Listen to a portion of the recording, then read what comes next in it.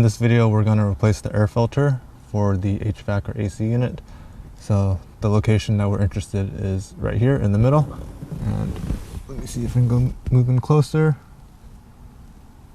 Okay, so there's a tab down here that we're going to push, and then one on the top that we push, then that whole flap comes off. It's a little difficult to pull the old filter out, so I have this flathead screwdriver. Just gonna pry this out a little. Just pull this out. Make sure the airflow is pointing towards the trunk of the car.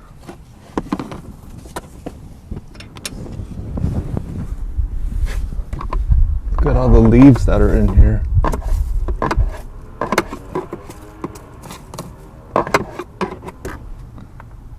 I'm not sure when the previous owner last replaced this.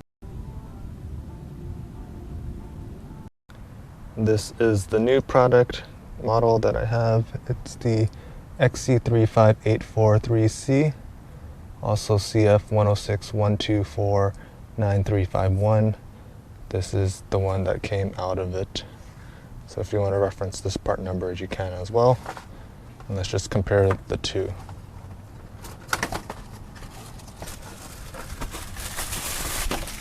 The airflow is pointing this direction, so we're going to slide that in. And then comparing these two, this one has a lot of debris and this one does not.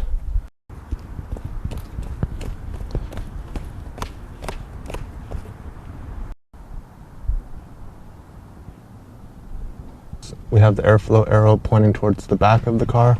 So I'm going to slide that in and then put this cover plate back on. Looking at this piece, there's 3 tabs on the bottom and then these 2 on the top, so make sure that those come out and that you reinstall them the same way. So I have those 3 front tabs lined up.